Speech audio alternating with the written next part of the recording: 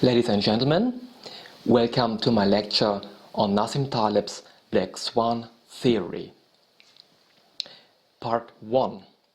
So for this course, I would like you to read this book, The Black Swan, written by Nassim Taleb. First of all, let's come to the definition. What is a black swan actually? Well, first of all, it is an outlier as it lies outside the realm of regular expectations. So it's a rare event, a low probability event. It carries an extreme impact. So the second characteristic is an extreme impact. In spite of its outlier status, human nature makes us coming up with explanations for its occurrence afterwards. So the third characteristic of a black swan, as defined in his book, is retrospective predictability. So how is this book organized? So this book is organized in 4 major parts. The first part is entitled Umberto Eco's Anti-Library, or How We Seek Validation. The second part is entitled We Just Can't Predict.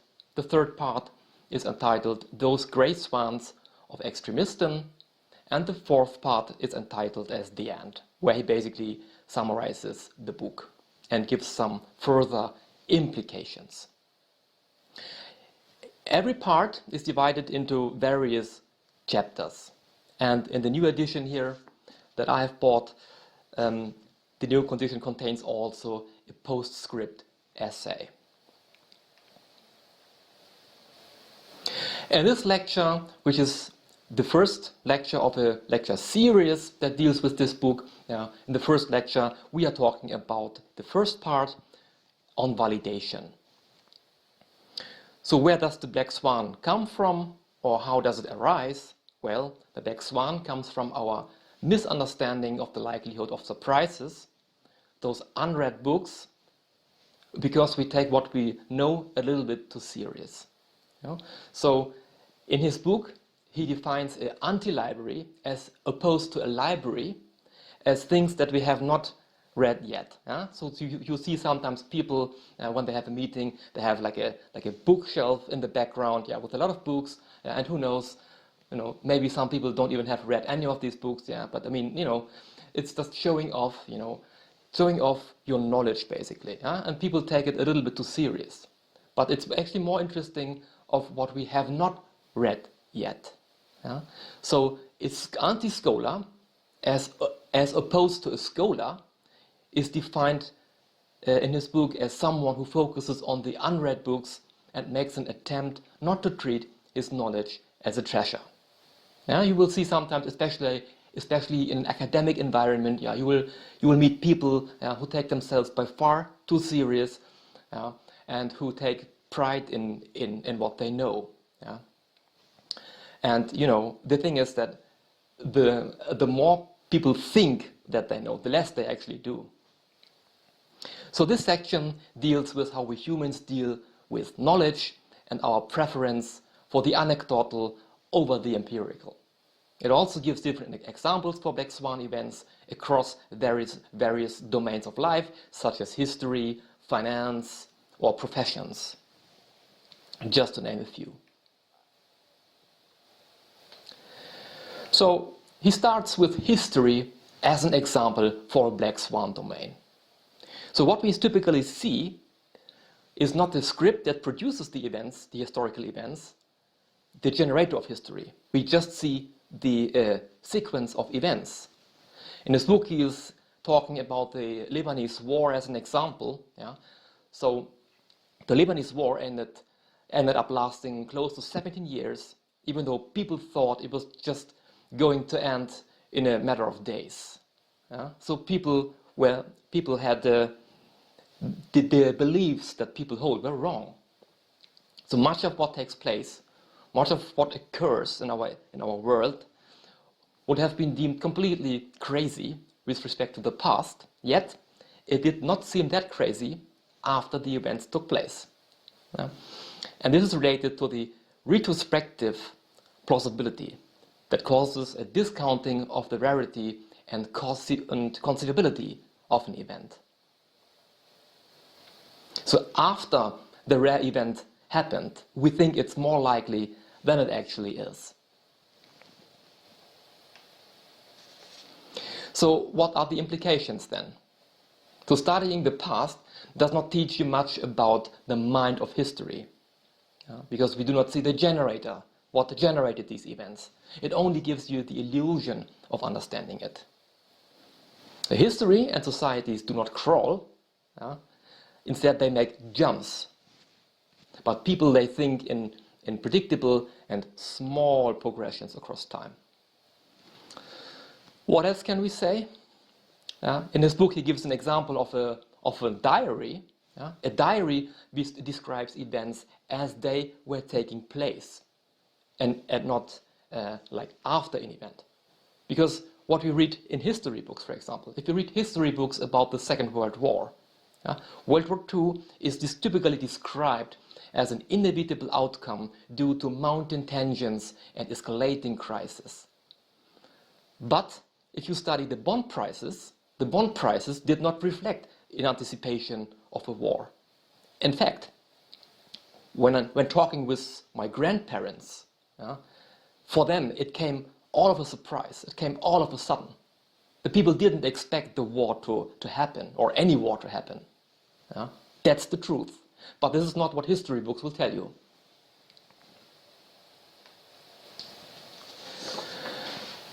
So categorizing, which is a human trait, it always produces a reduction in true complexity. But any reduction of the world around us can have an explosive consequences, since it rules out some sources of uncertainty. For instance, on page 16, in his book, he writes, for instance, you may think that radical Islam and its values are your allies against the threat of communism, and so you may help them develop until they send 2 planes in downtown Manhattan. So obviously, he refers to the attack on the World Trade Center. And that the US government obviously was too naive to think of what could happen. Another example that he gives in his book is the stock market crash as of October 19th, 1987. And in his opinion, the stock market crash as of October 1987 and the war in Lebanon, they seem to be identical phenomena. So what do they have in common, these 2 events? Well, nearly everybody had a mental blind spot, and soon after their occurrence, they have forgotten. So the problem is how we perceive these events.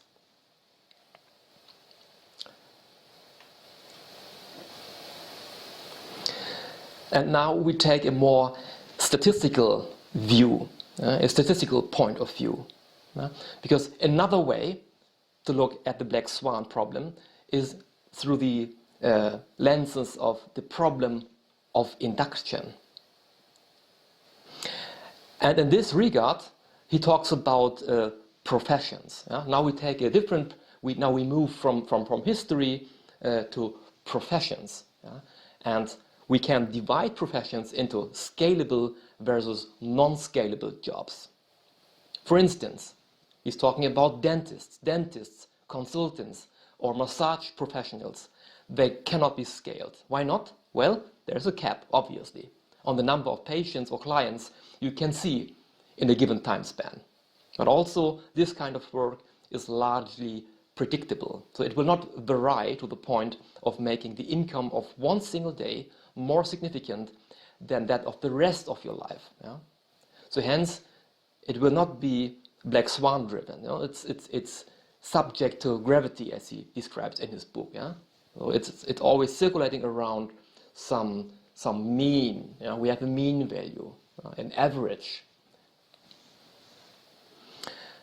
And on the other hand, we can consider the profession of a writer.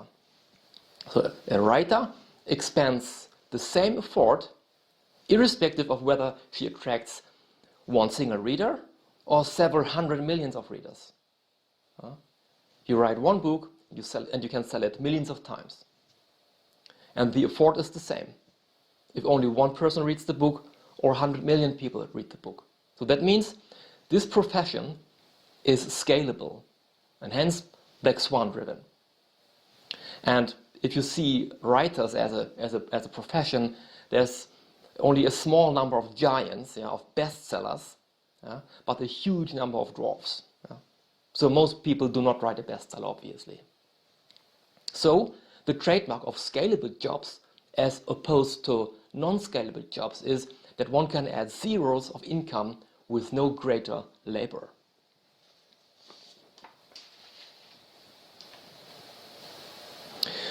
So now the question arises, how does scalability emerge? And in his book, he refers to scalability as a man-made phenomenon. And he gives an example of an opera singer.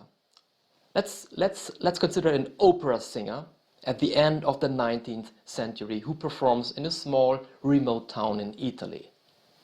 So obviously there's no way for him or her to export his or her singing, and there's no way for other opera singers to threaten his work. By for instance, exporting their product, which is the singing. So unless they would enjoy a long way of traveling, which is obviously associated with costs. So the opera singer gets paid for every single performance. So obviously, her profession is not scalable.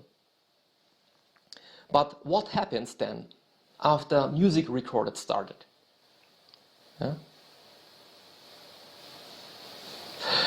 So after music recording has started, for the same input of labor, you can sell it now. You can sell your records of your singing many times. So hence, this profession becomes scalable by technology. So technological advance caused that certain professions that have been non-scalable become scalable over time. And that's an important thing to bear in mind. So what then about evolution? So in his book on page 30, Nassim Taleb argues, some people naively believe that the process of unfairness started with the gramophone, as we just talked about. I disagree.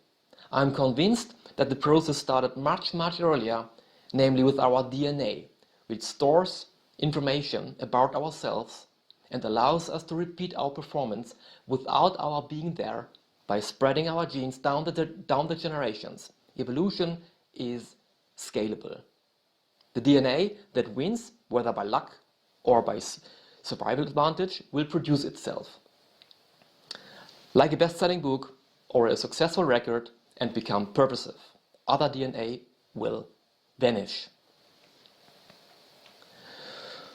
So next, another example that he is talking about in his book is globalization. Globalization as another domain of scalability. So through globalization, certain countries like the US or Western Europe, they specialize in the creative aspect of things, like the production of concepts and ideas, and at the same time, they export less scalable components of work to those countries where people get paid by an hour. So let's consider the company H&M. It's a huge, giant company in Sweden, which is producing clothes. It's a part of the clothing industry. So if you check the clothes, you will see made in China or made in Hong Kong, but the fashion is developed in Sweden. And the same is with the giant IKEA. IKEA is a huge Swedish company that sells furniture, for instance. But the products, they are not made in Sweden. The products are produced in Asia, Hong Kong or China, but the development, the ideas, the fashion, that's developed in Sweden.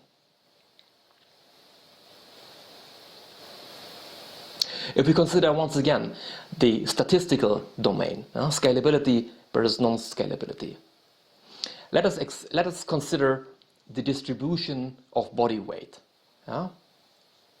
So let's line up 1,000 people, and let's assume that these 1,000 people that we randomly grab from a sample, they have the median body weight, which is, let's say, 70 kilos. So if you grab 1,000 people, they have an overall body weight. The entire sample has a cumulative, an aggregate body weight of 70,000 kilo.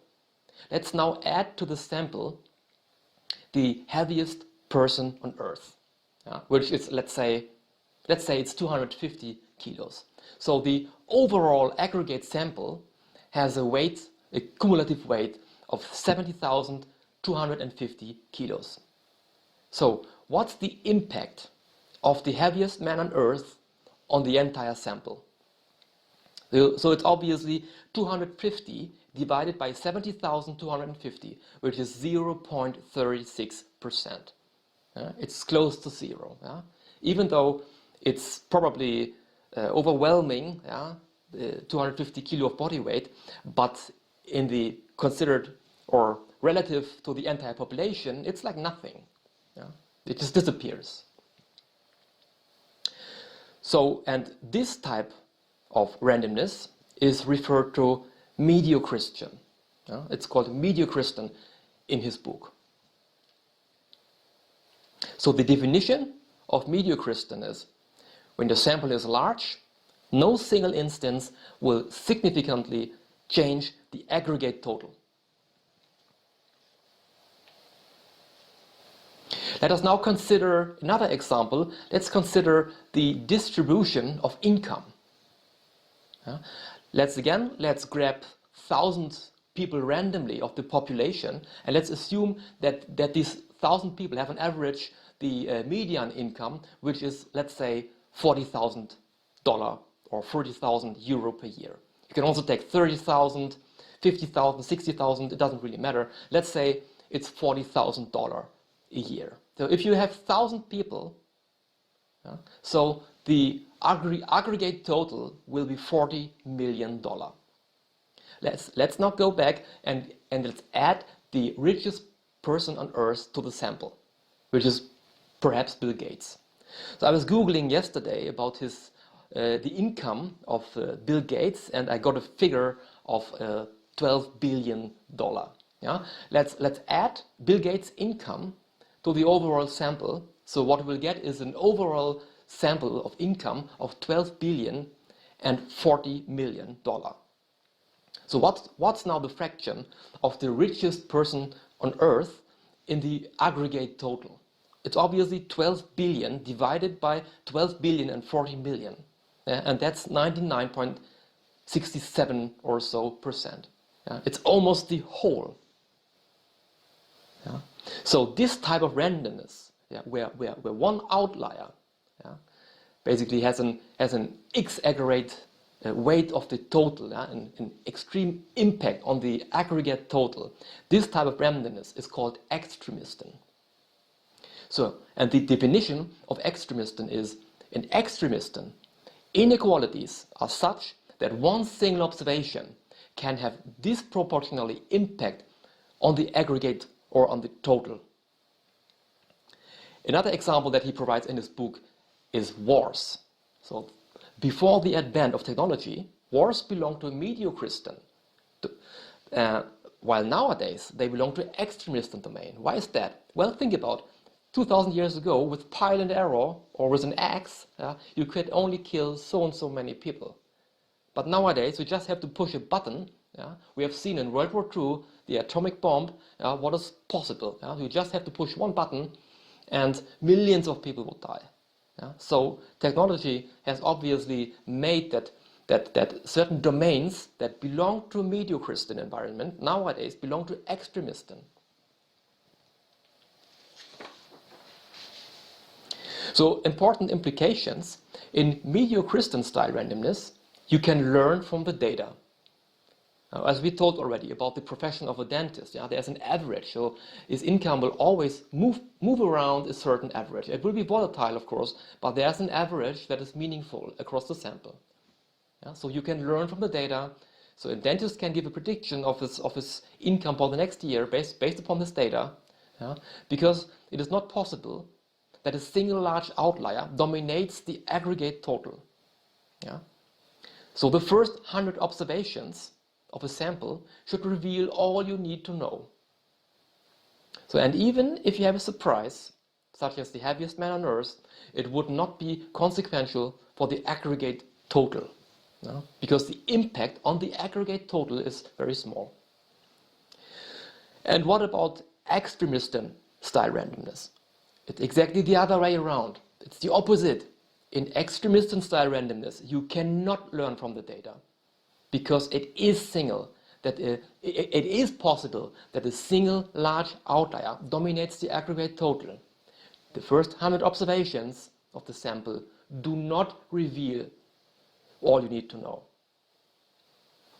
And if you have a surprise, it can be consequential because the impact on the aggregate total is large.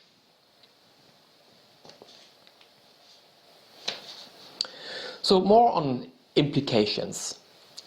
In his book, he's giving the so-called, or he's talking about the so-called Turkey problem, yeah, which is obviously a very popular example, yeah, in his book. So what you see is here on this figure, you see a turkey, yeah, before and after Thanksgiving. Yeah. So the Thanksgiving event you see towards the end of the sample, yeah, it's when basically everything goes down. Yeah, the paper is minus infinity because the turkey, you know, what happens. So, but before this event happens, yeah, so the turkey gets food every single day, feels better and better. You see there's an increasing trend, yeah, it feels better and better, and all of a sudden, there comes the surprise. Yeah? It's Thanksgiving, yeah, and the turkey, you know what will happen. So the Black Swan problem, in its historical form, yeah, is the central difficulty of generalizing from available information or learning from past data the known, the seen. Yeah? Given the past data, the turkey would think, well, everything is fine. It's just going to be better and better, and all of a sudden, all of the past data did not help him much to make predictions about the future, because the future events he could not predict given his past data. Another example that he's talking about in his book in this regard. So what about the Jews in Germany in the 1930s? Yeah? So do you think that the Jews would have stayed in Germany if they had known what the Nazi regime is up to do with them? No, obviously not. It would not be rational. Yeah? So the Jews stayed in Germany because they did not believe, or they didn't think about that the Nazi regime could do such cruel thing, yeah? and gathered them into concentration camps. So they didn't see this coming. It was all of a sudden for them. It was a surprise, a negative surprise.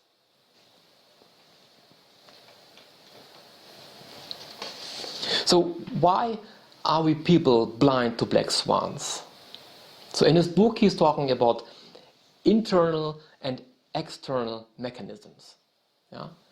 Internal mechanisms are, for instance, the so-called confirmation bias, yeah, a cognitive bias, and the narrative fallacy. On the other hand, we have the external mechanisms, yeah, and you can basically cluster them into two different mechanisms. First of all, a defect in the way how we process, that is, receive and interpret recorded events, and a defect in the way how we act on them. And this is now what we will talk about in what follows. So we will first talk about the internal mechanisms, so the confirmation bias and the narrative fallacy. So the confirmation bias deals with what we do not see in the data. Yeah? Consider again figure 1. Yeah? So if we have again in mind the turkey problem. Someone who observed the turkey for 1,000 days would tell you that there is no evidence of the possibility of a large and harmful event. And that's true. Up to day 1,000, yeah, there was no evidence. But this doesn't rule out the possibility of a large event to happen. So this is not the same thing as a statement that there is evidence of no possible large and harmful event. So these are two different things. So people typically confuse the later statement with the first statement. So and this confusion is referred to as a round-trip fallacy, as the statements are not interchangeable. It's the same thing as absence of evidence versus evidence of absence. This is not the same thing, but we confuse it cognitively. So example that he gives in this book, people often confuse almost all terrorists are Muslims with the statement almost all Muslims are terrorists. So I was checking yesterday in the internet and I saw that in 2015 we had about 1.8 billion people who were Muslims on the world. So if almost all Muslims were terrorists, then obviously we had almost 2 billion people, 2 billion terrorists. Obviously this doesn't make any sense. You know? Obviously this can't be true. Yeah, it's only a tiny fraction, a very small fraction, obviously, of Muslims who are willing to act with violence. Yeah? So these two statements is not the same thing. Yeah? And here we also see the unfairness of stereotypes, okay?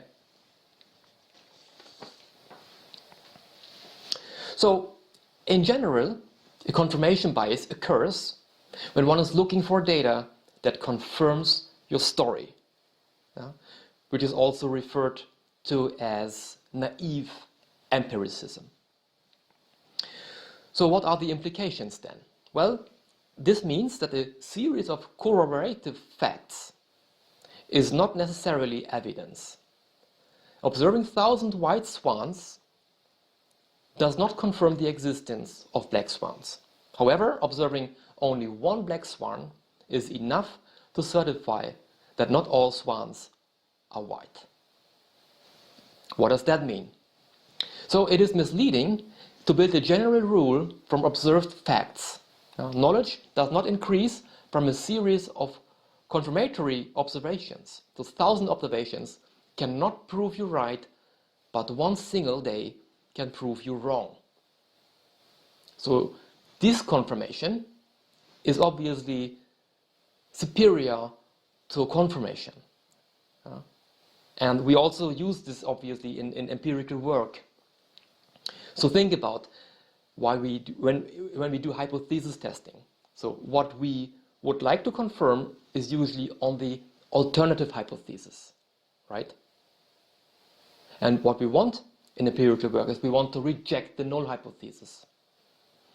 When we know if we reject the null hypothesis and we accept the alternative hypothesis, our error, we have this type 1 and type 2 error. So if we have a significance level of 5%, then we know even if the null hypothesis is true, the error that we do is 5% maximum.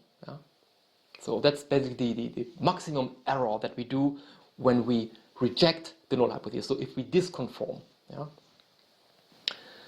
It's the other way around if we would form our hypothesis in such way that we want to accept the null hypothesis. Then we have no control about the error. That's why typically in empirical work we want to reject the null hypothesis, because then we know the error, the maximum error we do is the significance level we chose, which is typically in empirical work 5%.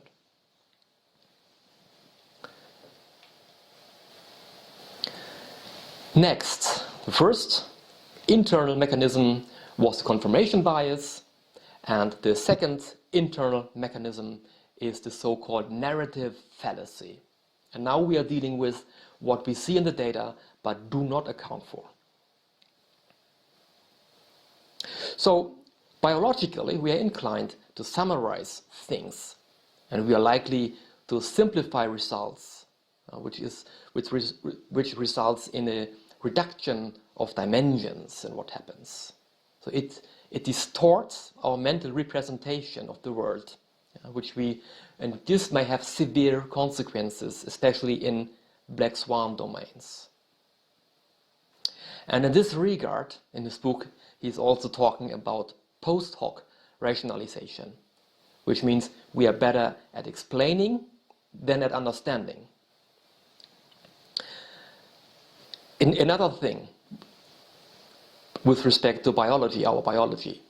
So biologically, if dopamine increases, then this leads to lower skepticism and hence increases the vulnerability to pattern detection. Yeah? So an implication is, so if you are too happy, yeah, don't come to conclusions. Wait for a while, yeah, until you have calmed down, and then you can draw conclusions. Yeah? So do not do important conclusions, yeah, if you are in a state of exaggerative happiness. So the same condition that makes us simplify pushes us to think that the world is less random than it actually is, because we build our stories. And the rare event, which is the Black Swan, we leave completely out of the simplification. And that's the problem.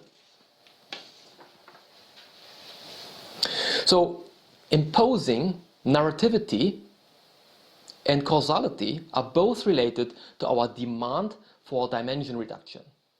Both narrativity and causality have a chronological order. They have a chronological dimension and lead to the perception of the flow of time. So we confuse associative patterns with causal change. Causal chains. Also, our memories, they are plastic.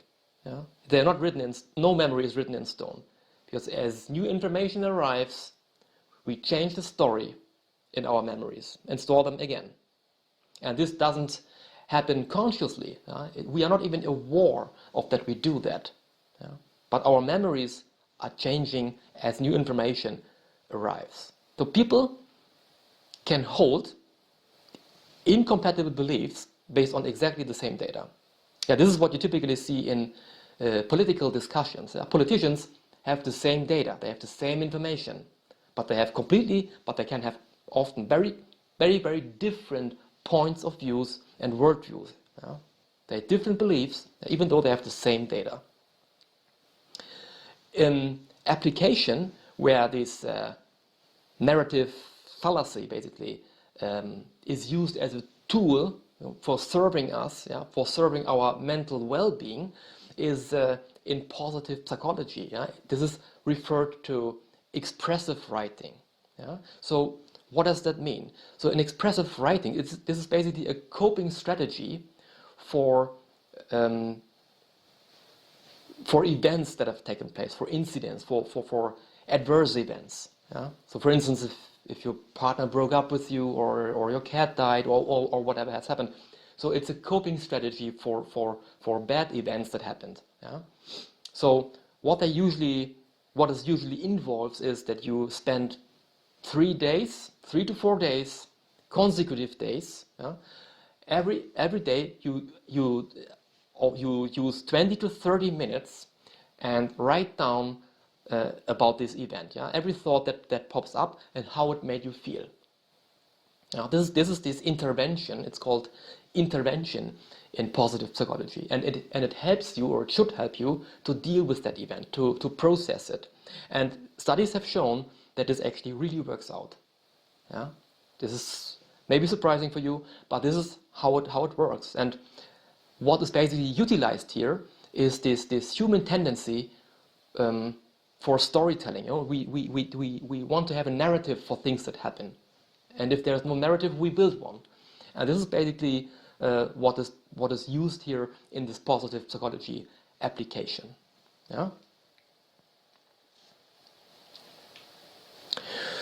So how does this narrative fallacy affect our projection of the odds that a rare event might happen.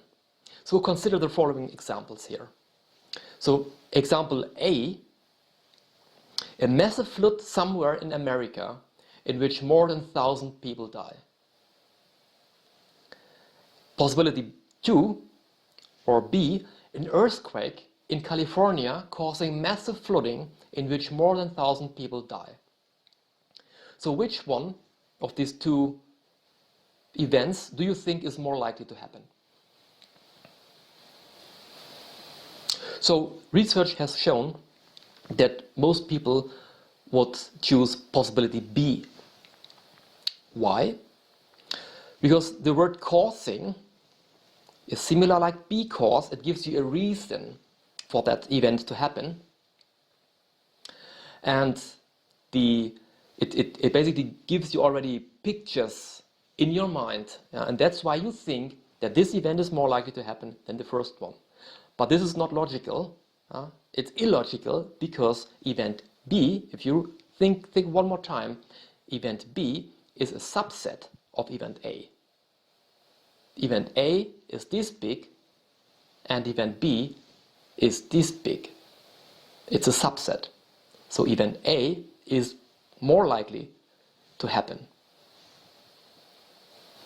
Another example that he gives in his book is about lottery bias. So they overestimate. I mean, why would they do that? So what's the likelihood to win 1 out of 49? So it's, I don't know, is it 1 over 14 million or something? So lottery buyers overestimate the chances of winning because they visualize such a potent payoff. But it's perhaps not rational. Moreover, how does our brain work? So we learn from repetition. So question, how well does repetition work in a domain that exhibits extremism-like randomness? Think about the September 11, 2001, the attack on the World Trade Center. That's a one-time event. So rare events, low probability events, they don't repeat. So how can we then learn and how can we deal with rare events? So rare events typically are ignored before they occur. People don't see it coming and the occurrence is overestimated afterwards. That's a bias, at least for a while, and then they are forgotten again. So the psychological aspect, what do confirmation bias and narrative fallacy have in common? So if you read the book Thinking, Fast and Slow from Nobel Prize winner Daniel Kahneman, so he is talking about System 1 and System 2. And also Nassim Taleb writes in his book about that. He refers to that.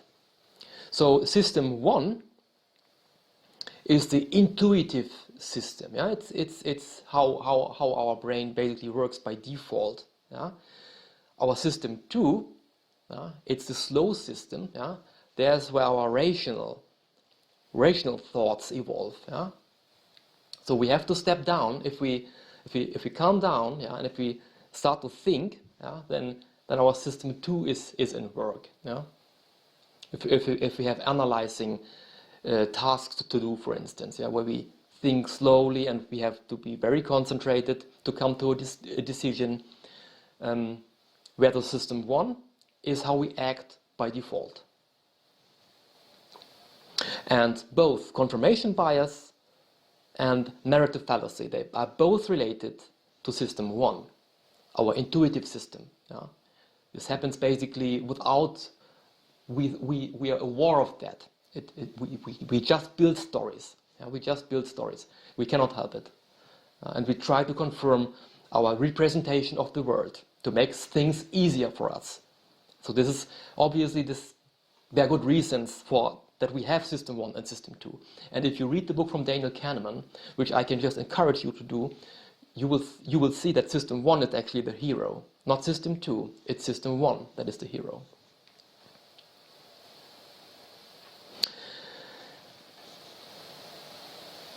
So importantly, in Mediocristian, narratives seem to work because events reoccur. And that's also how it has been before technology has evolved. We are already talking about that. So before technology has evolved so extremely, like in the last 200 years, before that we had much more domains that exhibited Mediocriston-style randomness. Yeah? So in these environments we could learn. Yeah? But this is not the case in extremism-style randomness environments. So next, after we have talked about the internal mechanisms, now we would like to continue to the external mechanisms. So in the first one is, again, we are talking now about the defect in the way how we process recorded events. And the first thing we would like to talk about is hope. So we know already, if we think about, again, we think about the writer as a profession. So obviously, most people who engage in this profession, they do not write bestsellers. Okay? There's only a small fraction of people who actually make it, who are writing a bestseller and who earn money with that. So in extremism, there's only a small number of winners. So it's a severe concentration of success, while the most people, the vast majority, 99% or so, they don't make it. But we favor the sensational and the extremely visible, which affects the way how we judge heroes. Because we only see those who made it. We do not see those who have fallen on the way. So people aiming at being successful in extremism, these Black Swan hunters, he calls them Black Swan hunters in his book, people who try to be successful in an extremism domain, they spend most of their time waiting for the big day to come that usually never comes. Again, let's think about the writer. Let's say your goal is you want to write the best-selling book. Yeah, you write every year one book over 30 years, and you have no published bestseller all the time. But you are still continuing, okay, book after book after book. But this big day where your book is published and it becomes a bestseller, this day usually never comes. So what's the driving motive of Black Swan hunters?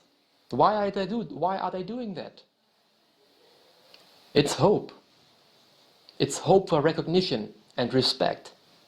In his book, Nassim Taleb writes that respect is the most important currency. It's all about respect. So,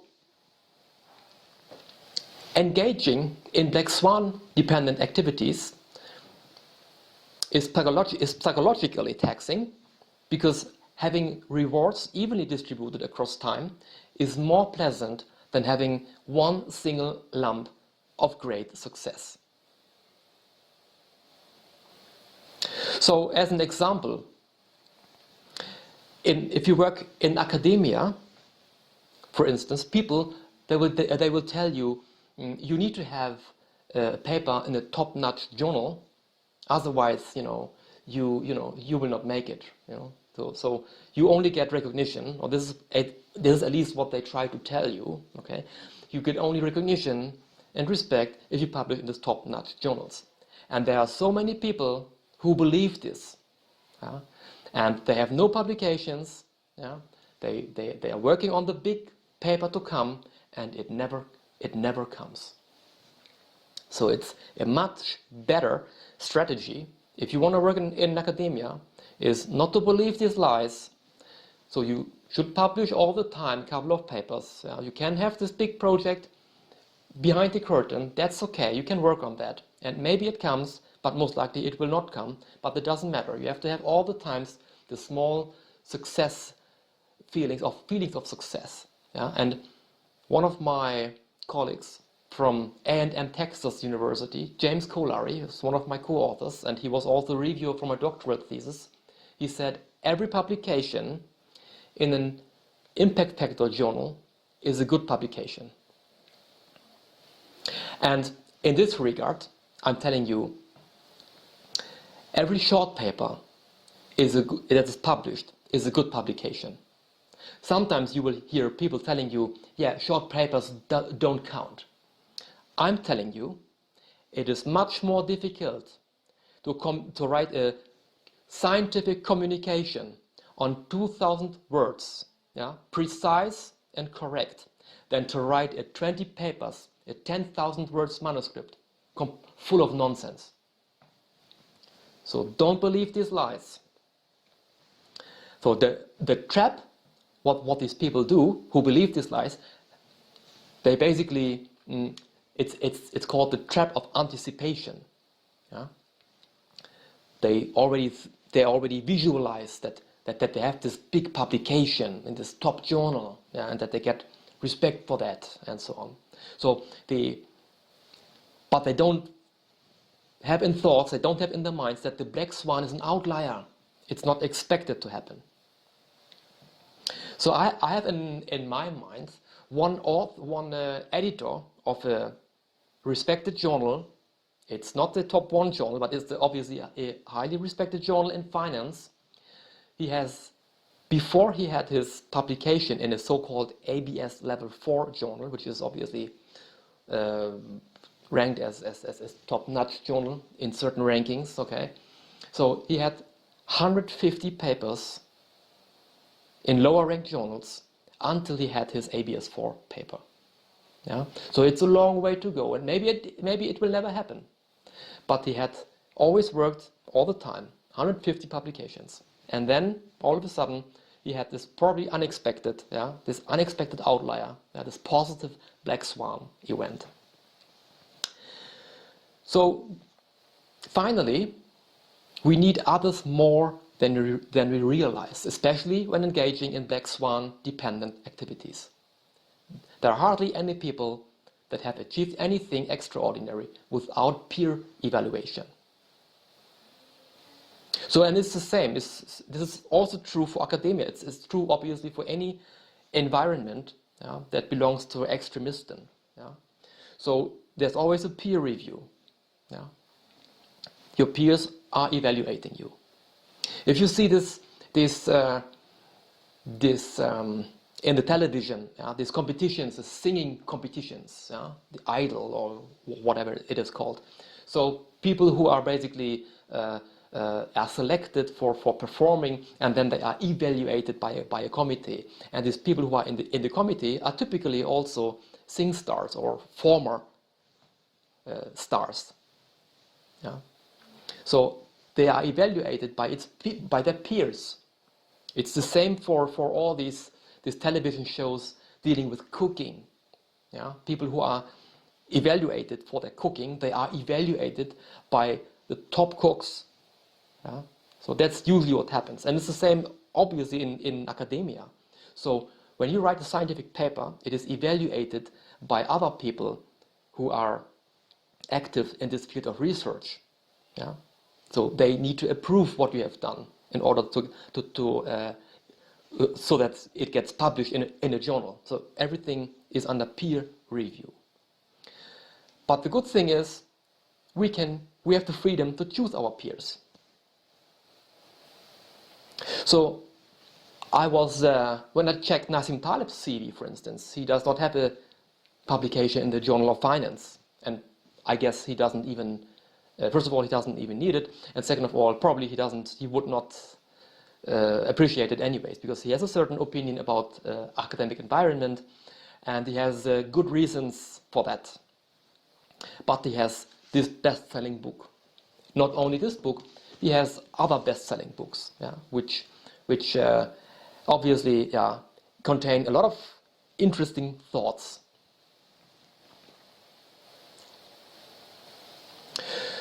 So, in this environment, there are obviously two different strategies that you can run.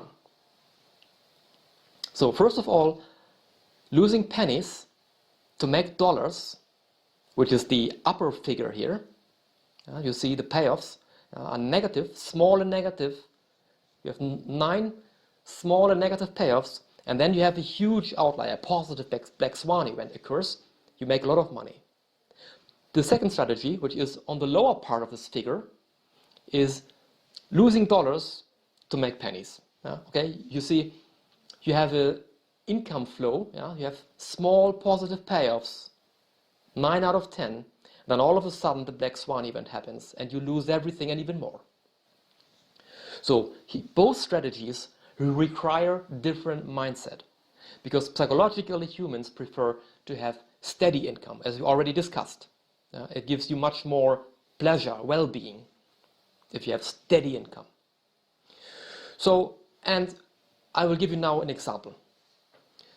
Financial options. So options, and Nassim Taleb was, before he started to write books, he was an option trader. So he earned a lot of money during, for instance, the stock market crash in 1987. So he was trading options. So I will give you now two examples. So an option is a financial contract where you pay a premium and you get the right to buy, let's say, an asset, for instance, stocks, to buy a stock for a certain price somewhere in the future. So you agree on the price and the delivery of that stock, and you pay a premium for that. So the premium that you pay is your expense. It's your cost. And let's say 9 out of 10 options, they will be useless. So you will lose money, because obviously, for instance, if you have a so-called call options, you are speculating of increasing stock prices. So, but if the stock price does not increase above a certain level, so the premium that you have paid is worthless. So the good thing is you don't have to exercise your option. It's an option. It gives you the right, but not the obligation, to buy that stock at that price at that point in time. So let's say in 9 out of 10 cases, you pay the premium, which is a small premium, and you don't exercise the option because it's worthless, because the stock did not go in the direction that you would like to go. But then all of a sudden there is this Black Swan event coming, like stock market crash, 1987, or last year in 2020 in March, April, when the oil market crashed. Black Swan events happen all the time. So, not all the time, but you get the idea. So, in 1 out of 10, an extreme event happens, and your option increases in value, and you get and you get 15 times, 20 times, 30 times the payoff that you basically paid as a premium, So you have a leverage effect, So you get the sky is the limit, So that's an example of someone who buys an option. On the other hand, the other example, now we consider the lower figure, is someone who sells an option. If you sell an option, in most cases, 9 out of 10, for instance, we said already, the option becomes worthless for the buyer, but the seller, someone who sells the option, gets the premium as an income. So you can get the premium for yourself. And this works out very well. So the premium is small, so you have a steady income, 9 out of 10, but then at some point there is this rare event happening, where it goes into the opposite direction of what you have expected. But then you lose much, much more than the premium that you got, as you see in this picture. So that's the difference between someone who buys an option and someone who is selling an option. Just to give you an idea about these two different strategies in this extremist style environment, and that he is talking about in his book. So in the first domain, you see the losses. The losses are small, but the potential profits are huge. Second, the profits are small, but the potential losses are huge.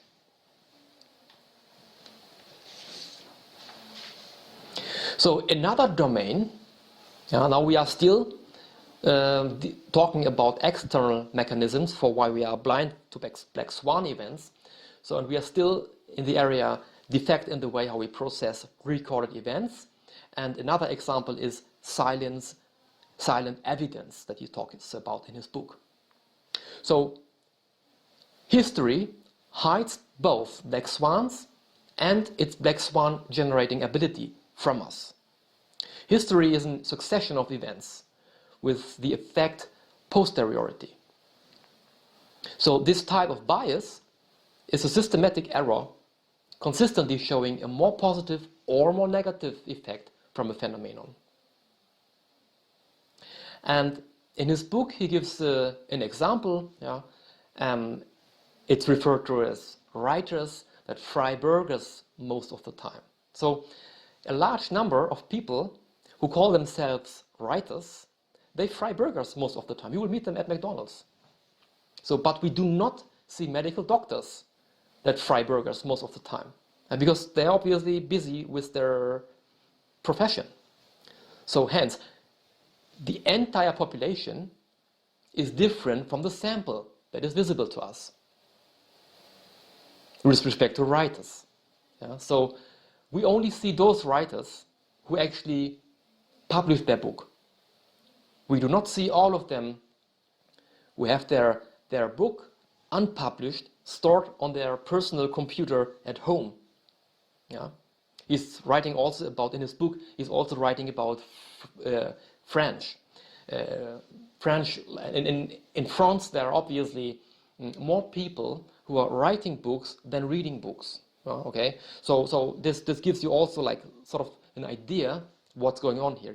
But you do not see all of these people. Your sample, in your sample, you see only those people who actually publish a book. And out of them who publish a book, there's again only just a very small fraction of people who actually make it to, who publish a best-selling book. So you do not see the entire population.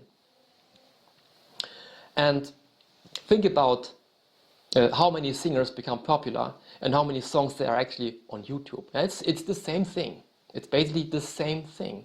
There are millions of songs that you find on YouTube from some people who wish to make the great success with their singing, but you see only so many people who actually make it.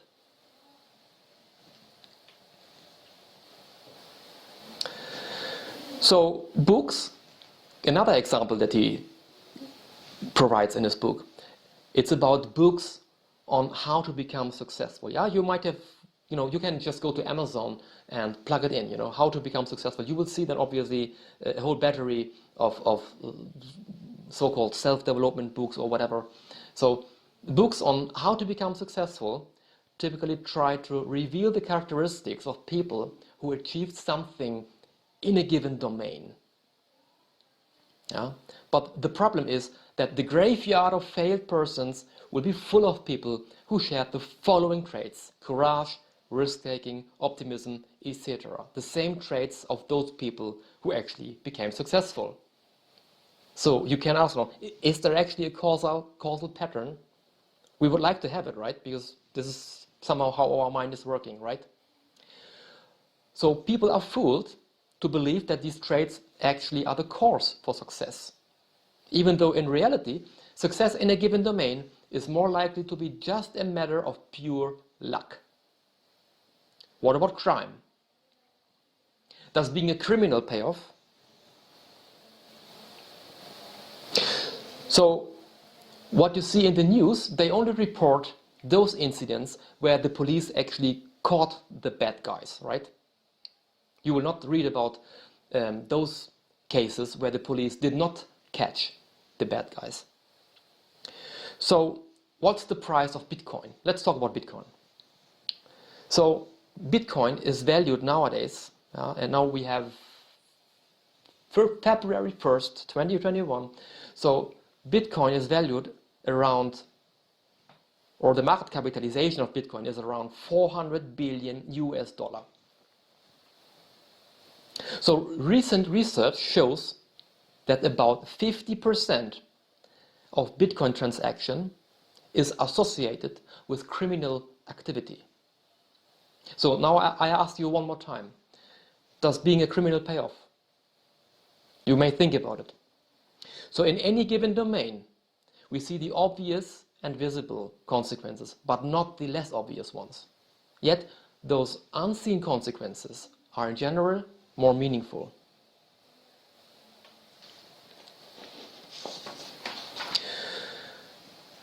But we're still talking about silent evidence here. So Daniel Kahneman writes in his book, Thinking Fast and Slow, you might remember we already talked about this earlier, about the psychological mechanism that I think is at play here. And it's called WYSIATI. And that's the abbreviation for what you see is all there is. Yeah, so your mind grabs the information that you get, but it doesn't challenge the information. It takes the information as given and thinks that's all there is. And everything else is built around it. And this happens without ourselves being aware of that. It's an unconscious mechanism. What you see is all there is. So always be critical and think about what's actually going on. Another example that Nassim Taleb writes about in his book is on page 111. So he's talking about job protection measures. So let's consider job protection measures. You notice those whose jobs are made safe and ascribe social benefits to such protections. You do not notice the effect on those who cannot find a job as a consequence of that, since the measure will reduce job openings. It's obvious, right? You only see the one side of the coin, and you think that's all there is. It's all good. So moreover, it's easier to see what did I do for you instead of see what I have avoided for you. Yeah, and you can think about many examples where this actually is true.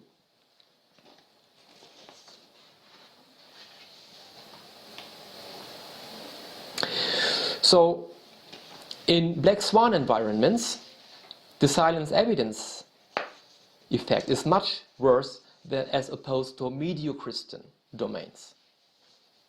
Silent evidence causes a biased perception in our minds, making events appear more explainable and more stable as they actually are. In addition to the confirmation error and the narrative fallacy, the manifestations of silent evidence accelerates the distorted role and importance of rare events, black swans. We either overestimate them or we underestimate them, depending on whether we consider our ex post thinking or ex ante expectations. So, ex ante, obviously, we underestimate them, we just ignore them, but ex post, we overestimate them.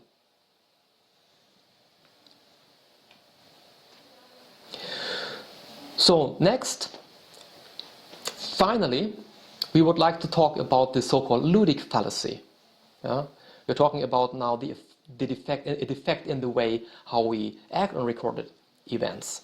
So what's the Ludic Fallacy? What's the definition? Well, ludus is the Latin word for games. And in his book, he's talking about the casino as an example. So when we are in a casino, we are in an environment exhibiting mediocristan style randomness. So we know the rules and build expectations on the outcome.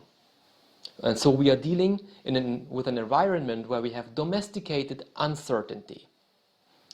On page 127, Nassim Taleb argues, the casino is the only human venture I know where the probabilities are known, Gaussian, the bell curve, and almost computable. An example. Let's take as an example competitive fighting in martial arts. Do you think this is helpful? So let's say you're a boxer. Yeah? So you learn, you are trained day by day, hour for hour, to use your hands, yeah, and to defend yourself or to attack your opponent with fists, right, with your hands. But let's say you happen to be in a street fight. So now again, think about it. So we learn by repetition. So the boxer is used to use his hands yeah, and system 1 kicks in. So what he will do by default is he will try to defend himself by boxing. But what will happen if your opponent is a taekwondo athlete? And he will make a spinning wheel kick or a spinning hook kick, and it's game over for the boxer. Yeah, it's unexpected. It will happen unexpectedly because the boxer expects you to punch, but the taekwondo athlete will probably not punch. He will probably attack or defend with a kick, most likely a spinning kick. Yeah. So actually, what he writes in his book is that martial arts is actually more a hinder for real time, for real life fight or for street fight, because it's also an environment where we have domesticated uncertainty. You know the rules. In boxing, you cannot kick, you cannot wrestle, you can just use your punches. So there are rules, and the same is for any other martial arts as well, unless we are talking about an MMA. That's a different story. But in traditional martial arts, there are certain rules. The uncertainty is domesticated, so you know what's coming, or you know basically, you know the moves that the other one can do. You are trained in that, and you expect them. But in a street fight, unexpected things happen. So he writes in his book that martial arts is probably less helpful in a street fight. I mean, I have a different opinion on that. So it's a very strong opinion if you would say that martial arts doesn't help you at all. I think there's perhaps, it depends on how you train it. In some circumstances, it might be beneficial. This is only my opinion. So the Ludic Fallacy occurs when we treat wild uncertainty in an environment belonging to extremism style randomness, as if it was domesticated uncertainty, which you meet in the casino or in traditional martial arts environments. Let us now conclude. So what did we learn today? So we discussed the first part in his book, The Black Swan, and the first part dealt with validation. We learned about different mechanisms, internal mechanisms and external mechanisms that basically kick in. So to conclude, a black swan event in any given domain is a rare event, a low probability event that has an extreme impact, and people foolishly, that is retrospectively, believe that this event is predictable. We have considered many domains in which black swans or black swan events may occur. We have considered history, evolution, company income, stock market returns, different professions, and so on and so forth. Black swans typically belong to extremist style randomness as opposed to mediocre style randomness. If we are in a mediocre style randomness environment, then these extreme events may not take place. Or let's say they don't have the same impact. Now remember again, we are talking about body weight as opposed to income. We see that the heaviest man on earth has only a very small impact on the aggregate total. But this is not the same for an extremist style randomness environment.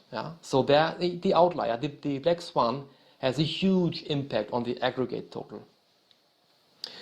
Next, considering the probability distribution of extremist style versus mediocre style randomness, we have seen that we can refer to the underlying probability distribution as scalable when we talk about extremism, as opposed to non-scalable when we talk about mediocre style randomness.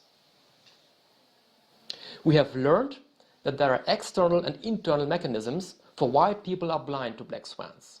We have talked about the confirmation bias, the narrative fallacy, and errors in the way how we process and act on recorded events. And now let us finish with a question.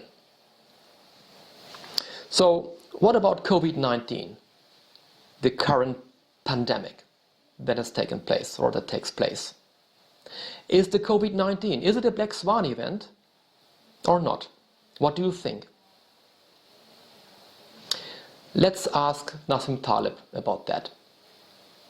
We have a very special guest to bring you who warned of an acute virus spreading across the world in his book, The Black Swan, back in 2007. And he warned of the systemic risks of the coronavirus. And he did that in January of this year before it reached pandemic status. Joining us right now is Nassim Taleb, Universa Investment Scientific Advisor. He's also the Distinguished Professor of Risk Engineering at NYU's Tandon School. And we're thrilled to see you, Nassim. Thank you for joining us. Thank you. Thanks for inviting me. You saw the Black Swan that so many unfortunately did not. It was actually not a Black Swan, my friend. It was not a Black Swan. It was a white swan. I mean, think about it. I mean, you've had movies about pandemics.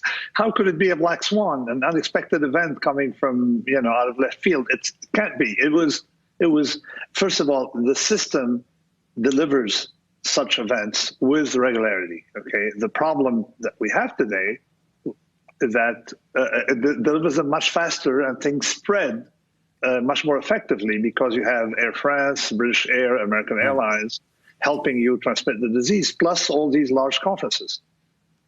So it was a white swan. So, Nassim, the question I'd ask you, though. Thank you for your attention.